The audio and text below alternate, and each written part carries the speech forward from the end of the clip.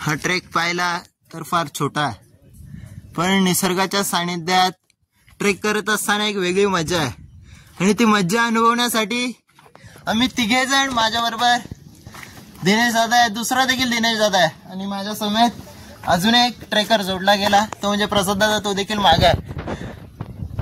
आपण मुरबेड डॅमचा व्ह्यू पाहू शकता. कसा काम आहे दिनुदा? एक नंबर. जेव्हा आपण गडकिल्ल्यांवरती येतो असे छोटे छोटे स्टॉल आपल्याला पाहायला मिळतात. जेव्हा आपण डीमार्ट मध्ये, मॉल मध्ये जातो तेव्हा त्यांच्याशी बार्गेनिंग करतो का? एवढ्या मेहनतीने ते ज्यांनी स्टॉल उभारलाय त्यांच्याशी बार्गेनिंग करताना एकदा विचार करा. त्यांच्या मेहनतीचं फल त्यांना नक्कीच भेटलं पाहिजे. त्या बदल्यात आपण निसर्ग अनुभवतोय. न थकता आम्ही हा ट्रेक सर करतोय. समेत असे निसर्गाचं सौंदर्य अनुभवण्याची संधी. पहिल्यांदाच सोंडाईचा ट्रेक करतोय. असं ऐकलेलं की एकदम सिंपल ट्रेक आहे. ट्रेक हा सिंपल नसतो. निसर्गाच्या सानिध्यात घडणारी प्रत्येक गोष्ट अविस्मरणीय असते आणि हीच अविस्मरणीय गोष्ट अनुभवण्यासाठी आम्ही आलोय मुरबेड डॅम.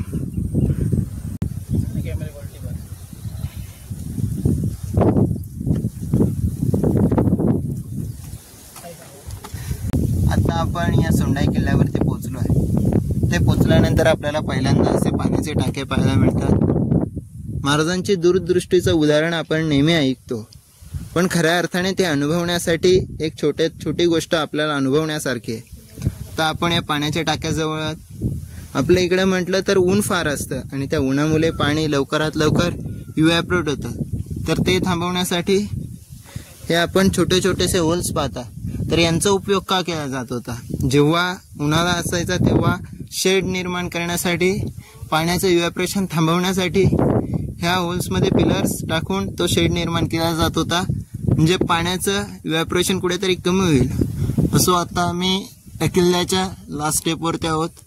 थोडक्यात हा किल्ला अनुभवण्यासाठी, या किल्ल्याचा इतिहास फारसा नाही आहे, पण खऱ्या अर्थाने निसर्ग सौंदर्य अनुभवण्यासारखं आहे. तर ते अनुभवण्यासाठी, सुंदर असे फोटोज घेण्यासाठी दिनेश दादा, प्रसाद दादा, अरे दिनेश दादा कॉल किती येतात यार. त्या शिड्यांकडे पाहता भीमाशंकरच्या शिडी घाटाची आठवण येते. दिनुदा, हे दिनुदा, भीमाशंकरच्या शिडी घाटाची आठवण येते का तुला? फक्त भीमाशंकरचा शिडी घाट जरा रिस्की आहे, हा एकदम इझी आहे. 75वा फोटो आहे दिनुदाचा. ज्या क्षणाची आम्ही वाट पाहत होतो, पाऊस आलेला आहे, ऊन गेलेला आहे. दिनुदा 85 पर्यंत आकडा पोहोचलेला आहे तुझा. 100 सेंचुरी मारायची फक्त वरती, ते 5 फोटो घ्यायचे वरती. नाही, पण खरंच निसर्ग सौंदर्य आपल्या आठवणीत राहण्यासाठी फोटो फार गरजेचं आहे. आणि असं सौंदर्य असलं तर नक्कीच प्रत्येकाला वाटेल की आपल्या कॅमेऱ्यामध्ये कैद करून ठेवावं. आम्ही आता सुरुवात करतोय.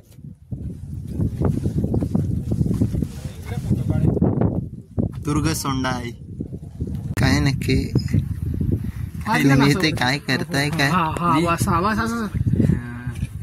आता खाली आपल्या तुम्ही मगाशी सांगितलं दुःख वगैरे कसलं झालेलं तुम्हाला? नाही, असंच महाराजांच्या गड किल्ल्यांवर असं जेव्हा त्यांच्या खूप जवळ येतो तेव्हा थोडा भावनिक होतो. म्हणजे मन भरून येतं. मन भरून येतं. महाराजांसाठी मावळ्यांनी केलेलं. हा, तुमचं इंट्रोडक्शन द्या. तुम्ही कोण आहात, म्हणजे हे याचं स्पष्टीकरण पाहिजे आम्हाला. माझं नाव दिनेश राणे, पोशीर या छोट्याशा गावात राहतो आणि मी एक छोटासा टॅटू आर्टिस्ट, छोटा एक कलाकार आहे. माऊली रामकृष्ण हरी. रामकृष्ण हरी माऊली, रामकृष्ण हरी. जय महाराष्ट्र. इकडे असा ना हर्ष. किती सुंदर आहे सर्व. या सीडीज आपण चढून आल्यानंतर आपल्याला इथे पाण्याचं टाकं पहिल्यांदा पाहायला मिळतं. खांब टाक आहे, म्हणजे एखाद्या टाक्याच्या मध्ये जर असे खांब असतील तर त्याला खांब टाकं म्हणून ओळखलं जातं. नंतर तिथे सुद्धा देखील एक छोटंसं टाकं आहे वाटतं. सोंडाई एक सुंदर आणि छोटासा किल्ला आहे, पण निसर्गाचं वरदान खऱ्या अर्थाने कसं लाभतं तर ते आपण या किल्ल्याच्या माध्यमातून पाहिलं. The top. आता आम्ही सोंडाई किल्ल्याच्या वरच्या बाजूला आलोय. अर्थात सोंडाई देवीचं मंदिर आहे. तिथे जाण्या अगोदर आपले पदत्राण, आपले चप्पल, आपले सँडल्स, शूज सर्व काढून आम्ही जातोय. सोंडाई माते की अर्थात किल्ल्याच्या वरच्या बाजूला आम्ही आलोय. हा आपला भगवा सोंडाई मातेचं मंदिर आपण पाहू शकता. सोंडाई माते की आपल्या कर्जतचं निसर्ग सौंदर्य अनुभवण्यासाठी बाहेरचे देखील ट्रेकर्स इथे आलेत. मित कुठून आलायस तू? मी कांदिवली भावा. कसं वाटतंय निसर्ग सौंदर्य? आमचा कर्जत कसं वाटतंय? एक नंबर आहे, मजा येते. खूप सारे ट्रेकर्स आलेले आहेत. आता तुमचं पूर्ण नाव आपण एवढे फिरलो म्हणजे एवढा टाइम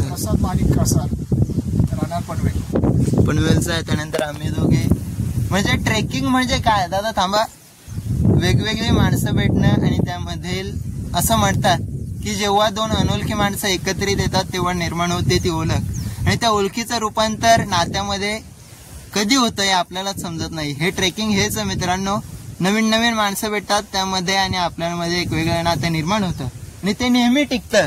दादा तुम्ही देखील फार ट्रेक केलेत, जवळजवळ हरिश्चंद्रगडाचा देखील ट्रेक तुम्ही केलाय. नक्कीच हरिहरगडचा ट्रेक केलाय. कसं वाटतं ट्रेकिंग? फार आवडते आणि सोलो ट्रॅव्हलर आहेत. मनाला वाटेल बॅकपॅकर बॅग भरो निकल पडो. सगळ्यात मोठा मित्र निसर्गच आहे आपला. ते निसर्ग देखील खूप काही गोष्टी आपल्याला सांगतो. जवळजवळ अर्धा तास बसलो आणि आता उतरायला सुरुवात करतोय. चला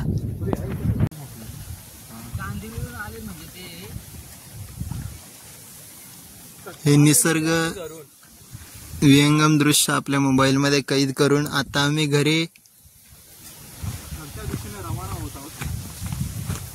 घरच्या दिशेने रवाना होण्यापूर्वी आपण इथे किती वेळ घालवा याचा विचार देखील करणं फार महत्वाचं आहे. दादा तुम्ही मूळतः नाशिकचे ना? नाशिक बागलाण तालुका. अर्थात ज्या किल्ल्याला आपण मराठा आणि मुघलांच्या लढाईचा एक महत्वाचा वाटा ज्या किल्ल्याला दिला जातो तो किल्ला म्हणजे कोणता आता? साल्हेर. अर्थात आपल्या महाराष्ट्रासाठी एक अभिमानाची बाब आहे की जे 12 किल्ले युनेस्को वर्ल्ड हेरिटेज मध्ये आता नवीनच ऍड झाले. त्यामधील रायगड असेल, राजगड असेल, साल्हेर असेल, सिंधुदुर्ग असेल, असे अनेक सारे गड किल्ले आहेत जेणेकरून माझ्या महाराष्ट्राचा इतिहास, छत्रपती शिवरायांचा इतिहास सर्वात जास्तीत जास्त लोकांपर्यंत पोहोचवण्याचा हा प्रयत्न आहे. गॉड्स प्लॅन आहे धनुदा. वाटलेला पाऊस पडणार. प्रसाद दादा खऱ्या अर्थाने तुमची इच्छा आता पूर्ण झाली. दादा कुठे? आला आला आला आला आला आला आला आला माथेरान. हे माथेरान कुठे?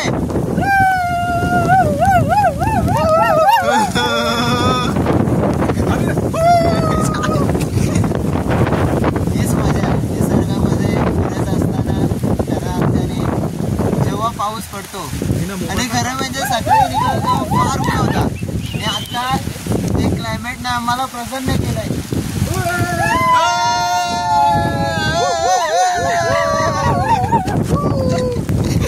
फायनली आजचा ट्रेक जी इच्छा होती ती देखील संपूर्ण झालाय.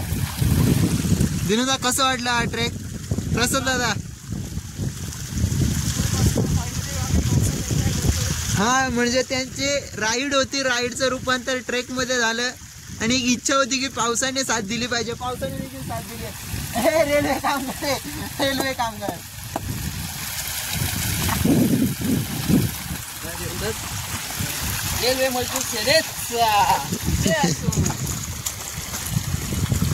खूप पाऊस पडला.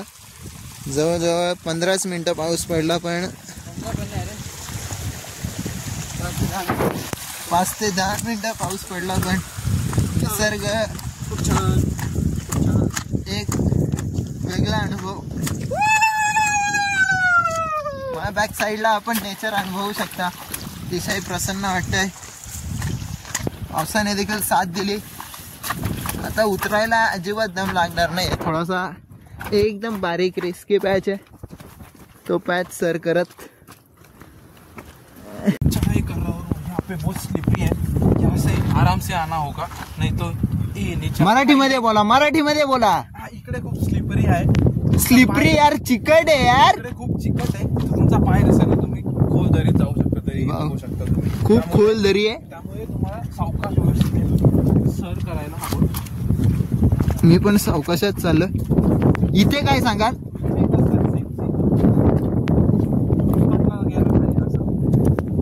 बसून उतरावं लागेल.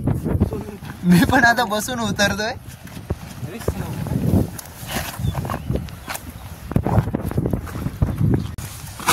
खरंच सांगायचं झालं तर आजचा ट्रेक फार सुंदर होता. खूप सारे फोटोज देखील काढले आणि मुख्य म्हणजे आम्ही आराम केला. जाण्याची घाई नाही, येण्याची घाई नाही. आणि ज्या किल्ल्याला खूप सारे निसर्ग सौंदर्य प्राप्त झाले, त्या किल्ल्यावरती ट्रेक करत असताना छोटा ट्रेक आहे, जवळ 15-20 मिनटं फक्त. कारण की जर आपण रेग्युलर चालत राहिलो तर फक्त 15-20 मिनिटांचा ट्रेक आहे. पण हा एक अभूतपूर्व ट्रेक आपल्या आठवणीत राहावा म्हणून हा आपण ब्लॉग शूट केलाय.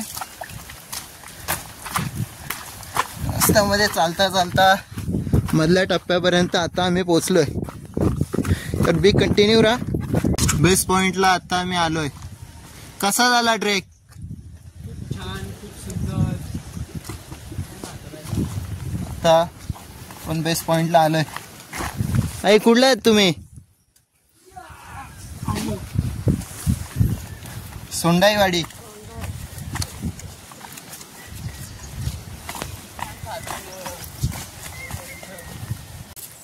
आम्ही जाताना 4 जण गेलेलो, येताना 6 जण आलो. 1 2 3 4 5 6. ट्रेक फायनली सक्सेसफुल झाला. आता आम्ही घरच्या दिशेने जायला निघालो.